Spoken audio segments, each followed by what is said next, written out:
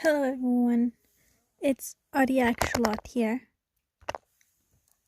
and today is the start of a series. Now, I don't know when each chapter will come out, and how often I will be able to record this.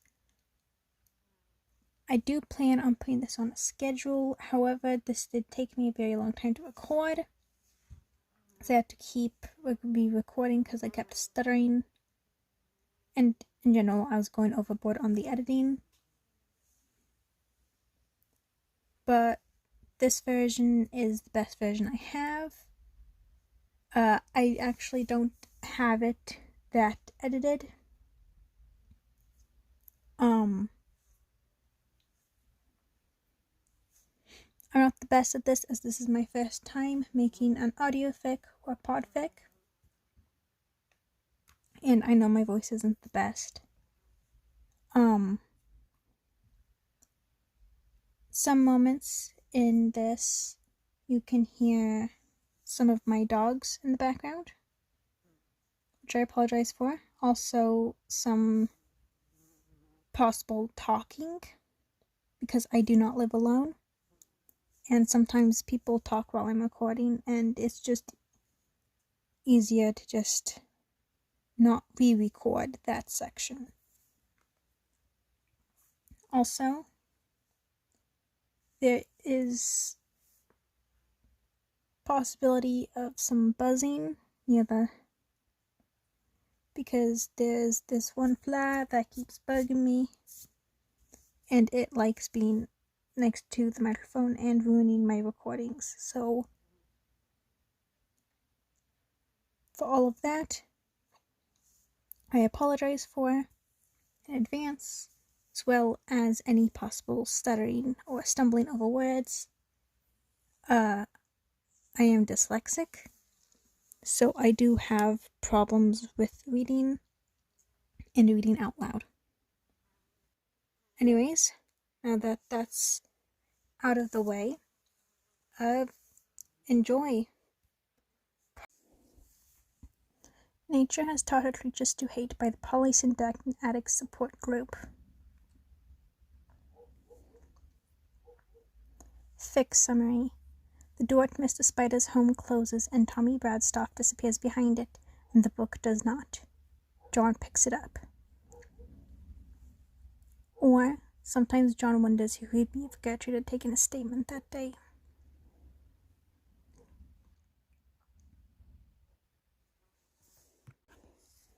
Chapter 1. The Thing That Is Not Tommy Bradstoff. Chapter summary. 1995. John picks up a book. Setting it down again is not quite as simple.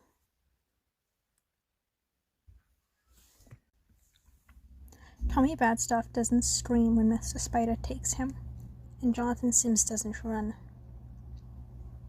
Sometimes John wonders if either choosing differently would have changed anything. Had Tommy screamed, perhaps someone would have heard, someone who might have been able to help more than the 8-year-old complication with legs from Braxton Street. And had John ran, perhaps he wouldn't have been there to see the legs reach out and pull him in, and perhaps he wouldn't have seen the book tumble from his hands and thud dully against the pavement.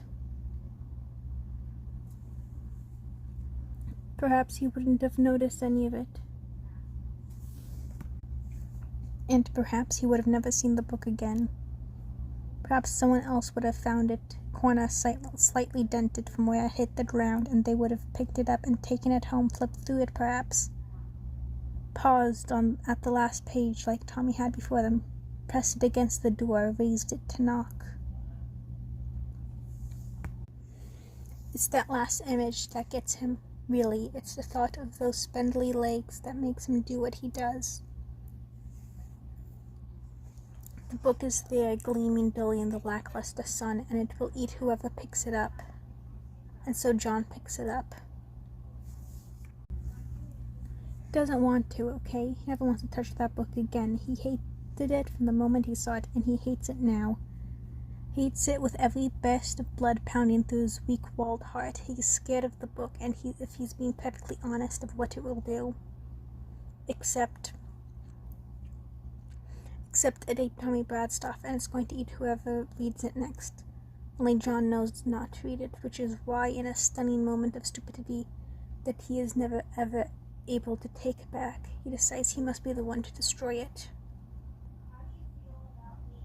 He scuttles to the book, right up to where it lay by the blood-rusted door. He doesn't pause to pick it up, barely even slows, just hangs his hands low and catches on the cover before he's off again. Sprinting as fast as his legs can carry him, he's so scared of the door in that moment of it opening, of the legs folding out and around him. But the door doesn't open, and the legs don't come. John sprints the whole way home. He doesn't dare open the book again. He can barely bring himself to look at it. When he gets home, he goes straight to the shed, where no one has been since his grandfather died. He takes the book and stacks a paint can on top of it, and then the toolbox, and then anything else he can wrap his fingers around and to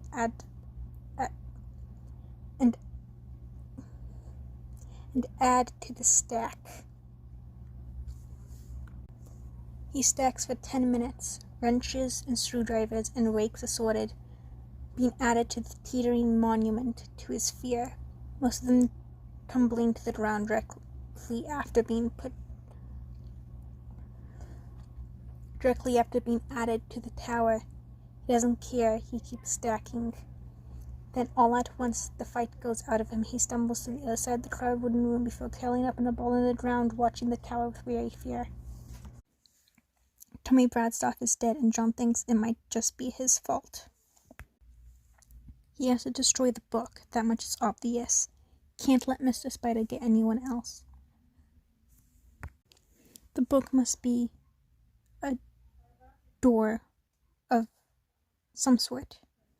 It must open some kind of horror dimension where Mr. Spider waits to feed. He should burn it, shouldn't he? Burn the door, burn the way he gets through.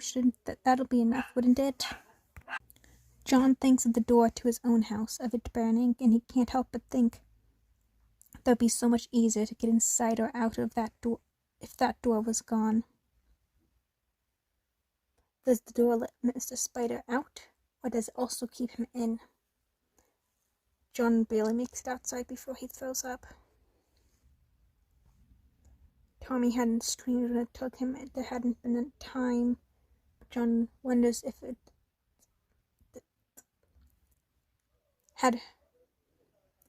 it had hurt for long. He wonders if he had been afraid. John closes the door to the shed behind him and makes sure it locks. It will keep for now. He needs to figure out what to do. He makes a list.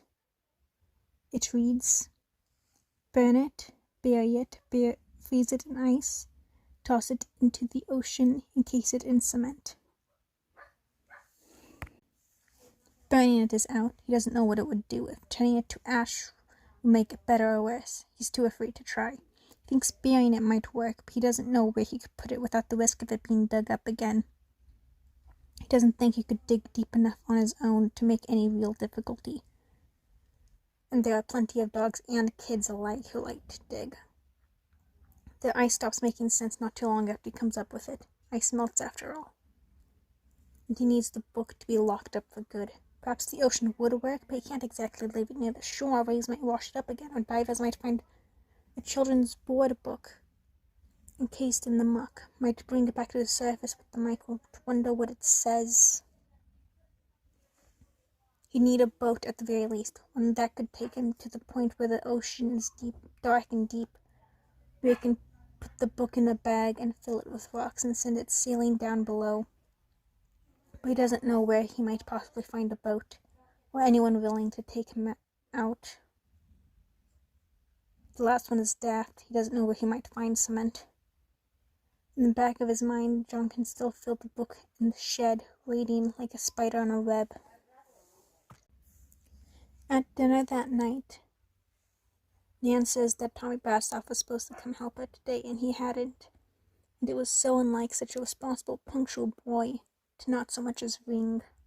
She says in the most pointed way that means she thinks John has something to do with it, and he's somehow to blame. He doesn't make it outside before he throws up this time. John awakes to wet, cold grass beneath his feet and a sharp pain in his foot. It is night and he's in the back garden, moonlight on his skin and cobwebs in his hair. He had stepped on a rock and it had sliced up the sole of his bare foot. The shed key is in his hand. He doesn't have to wander along what he might have been looking for. He doesn't sleep again for the rest of the night, but when he's pressed against the mattress that night, the door to his room locked firm, he thinks of the feel of the pages against his skin, the words sliding against his brain, the press of the covers beneath his palms, how right it had felt. How wonderful the words had been, slick and smooth and horrible in his head. He wants the book, doesn't he? He wants it not, but that can't be right. He locked the book up, didn't he? He ran from the door. Should he have run? Shouldn't he have knocked? He wants so badly it hurts.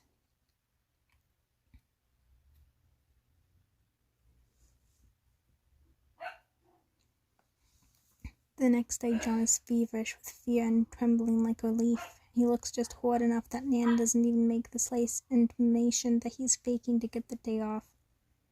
Rather, she simply presses the back of her paper-thin hand to his forehead and purses her lips before trailing off to call the school.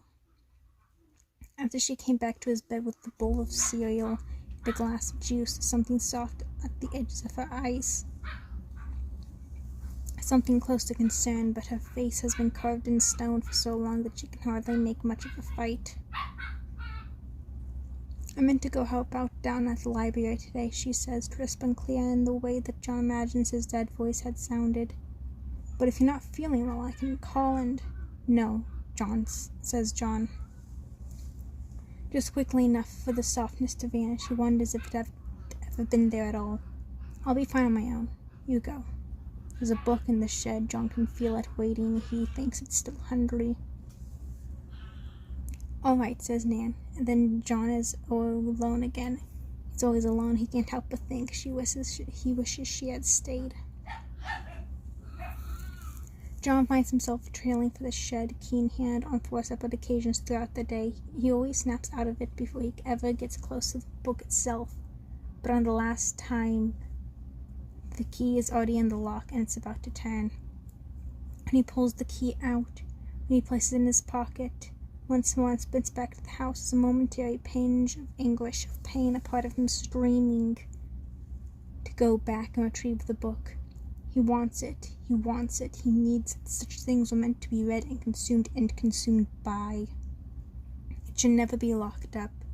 He shouldn't have locked it up. It needs to be read.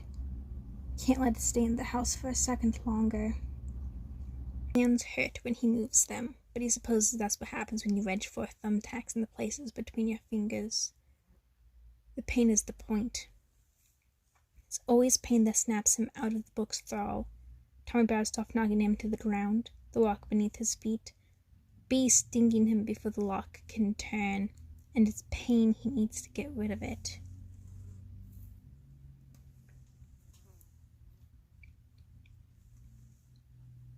He built a box while Nan was gone, and he's decided to put the book inside. It's hardly a box, really. It's made of cardboard he found wedged in one of the drawers. He's dotted with thumbtacks, all facing out. On the cover he's written, "Do not open," in short black letters. He's going to put it somewhere no one will ever see it again, but he figures the warning doesn't hurt. Blood rolls down the bottom of his wrist when he inserts the key into the lock, and his hands twinge with pain when he turns it. He's grateful, though, because it means the cobwebs creeping along the edge of his vision burn away, and his head is mercifully, blissfully clear when he at last sees the book. There's nothing on top of it. All the things he stacked on top huddle in the other end of the shed, as if they too are afraid of what it might do. John swallows. He twists his fingers, and the pain burns clear and bright. He tapes the book shut first, careful to make sure the cover doesn't so much as crack open. Then he places it within the cardboard thumbtacks, prickling against his palms and winning new droplets of blood from his skin. He tapes the box, too. Then he puts it all in his bag and he begins to walk. There are woods on the other end of town. John's been there many times, though he doesn't think he'll ever go there again once he's done. It takes him the better part of an hour to walk there, and by the time he sees the first trees, the sky has opened above him, and the rain has started to pour. It had been sunny when he started his march. He walks for another hour before he's deep enough that he thinks it'll be safe, and then stashes the book in the hollow of a tree. The hollow is hard to notice, and it hides the book completely. John doesn't think it'll be found here, not by anyone. The walk home, he cries for the first time since Mum died.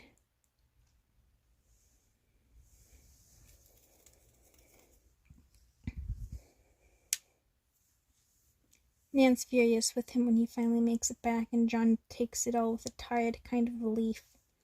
By the end of it, he's drowned for the next 3 months. School and home and nothing else, and don't even think of having friends over, young man. John is tired, and he doesn't mention the blood in his pincushion hands, or the redness in his eyes, or the way he hasn't stopped shaking for hours, or the fact that he doesn't have any friends to want over. Nan doesn't either.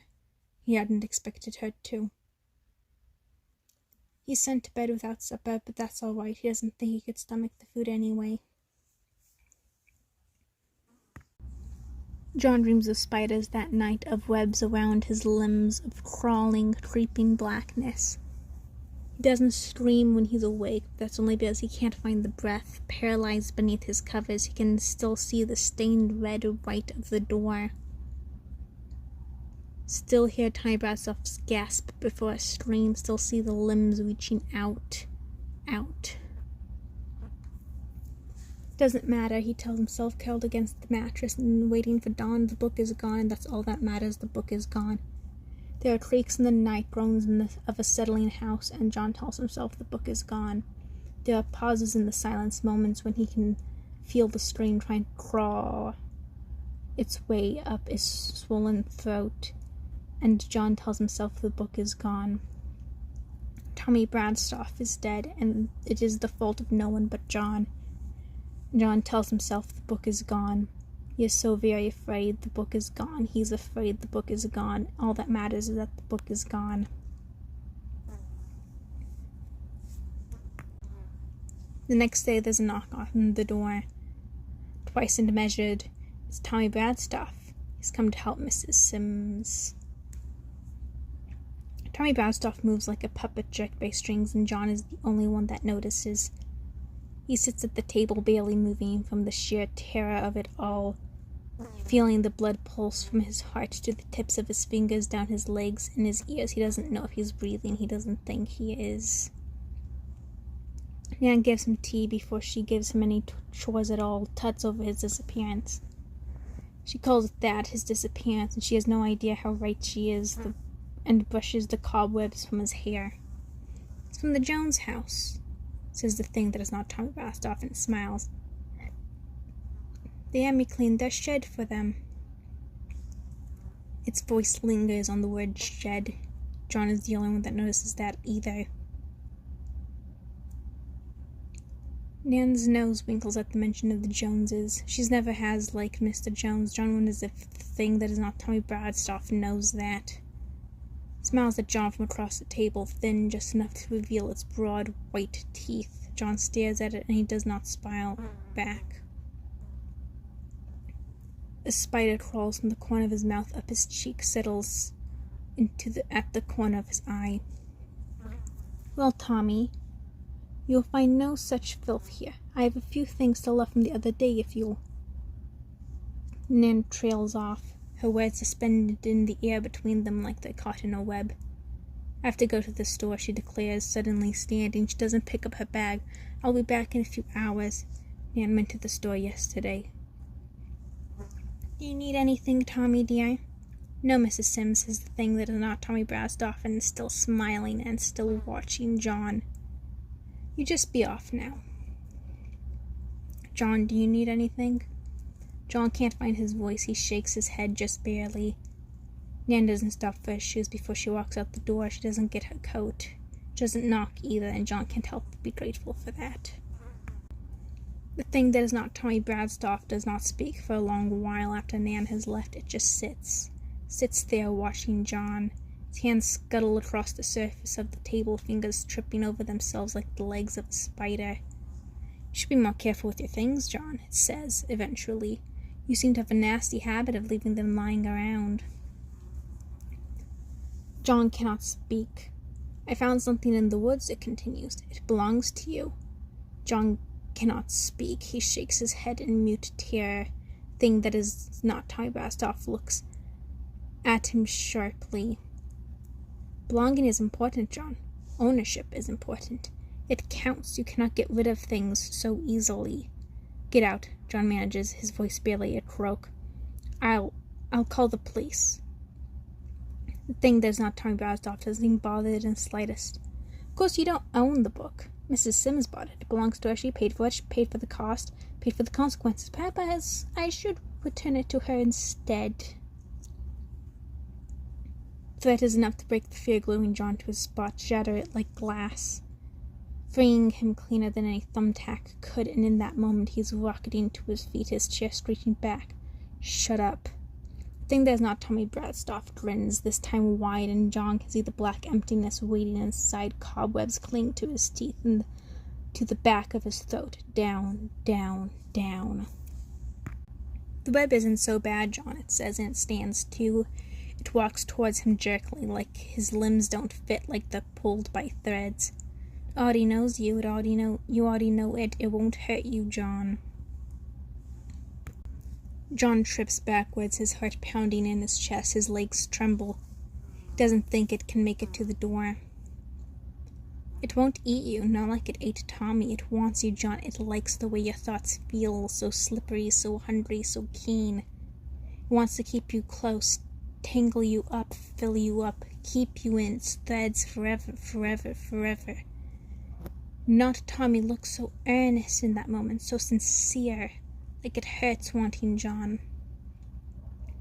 You're already so empty, John, so lonely, but the web can make its home in you. It loves you so very much, it will never let you go.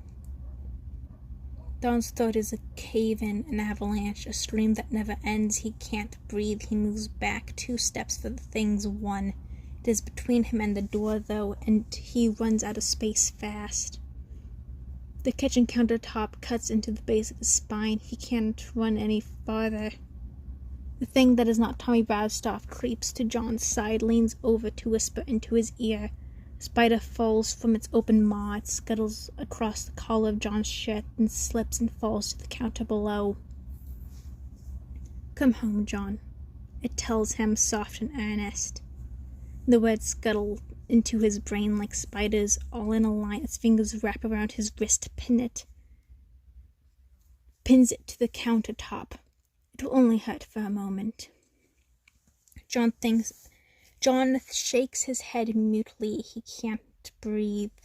The thing that is not Tommy Bradstoff continues to whisper, continues to speak, and the words wrap around the edges of his vision like gossamer threads. Tells him of a million spiders, a million things to love him, to fill him up, to make him a home. It tells him how very ill of a fit Tommy was, how empty and hollow and sick Tommy feels, how it would have hollowed him out and let him rot if it hadn't needed to talk to John so very badly. John is so very clever, with such clear thoughts, nimble and quick like the scuttle of a spider's legs. He was so very smart in his plans, in his resistance, in his clever little tricks with the tacks and the boards. Only made it love him more. But it's enough of that now. Enough of the naughty resistance, the running, the fleeing from his rightful owner. It will love John forever if he only comes home. It will tangle him up and hold him close, and it will never let him go again. Never, never, never. Come home, Jonathan Sims. Come home to the web. Amidst the fear, amidst the words, amidst the cobwebs he can feel around his neck, John remembers something. There had been a slight tilt to his path when he ran, a plan half formed, a reason he had angled himself towards that corner of the kitchen. Nan kept her knives here, and John was never ever to touch. His free hand scrambles behind him, his hand wraps around the hard wooden handle, and the knife leaves the block with a clumsy tug. He buries it in the chest of the thing that is not Tommy Bradstoff. His lunge nervous and weak, but it sinks in without any trouble at all, as if Tommy were empty, and there's nothing to stop it from slicing deep. He pulls it out, buries it in again. The thing that is not Tommy Bradstoff watches him with a puzzled smile. It doesn't so much as flinch. So John pulls it out, and he uses it to slash at its wrist. The skin severs easily, weakly, like wet paper torn. Inside, John can see empty blackness and empty cobwebs, but the hand releases and John runs. As he sprints on the door, feet bare and heart rattling his ribs, the thing that used to be Tommy Bradstoff calls after him, and it tells him it will be waiting for him in John's new home. John goes back to the house less than an hour after he flees it. Not because he wants to, but because the thought of Nan coming home to find it waiting for him makes him sick inside. He's crying as he walks through the open door, shaken in fear, but deep inside he knows it's foolish to worry. He already knows where it is after all. It's waiting for John on the other side of the white red door. The house is empty, neither Tommy nor Nan anywhere to be seen. But John can feel the book waiting for him in his room. He walks up the stairs, tugged, compelled like a puppet on strings. His bedroom door is open. He knows the thing that is not Tommy Bradstoff opened it. Inside it's covered in cobwebs from the ceiling to the floor. On his bed there sits a box studded with thumbtacks bound in tape. Do not open me, John. The thumbtacks dig into his palms as he picks the package up. He swallows and watches the blood drip on the corner. Then, calm as anything, he places it in his backpack, slings it over his shoulder, and walks out the door.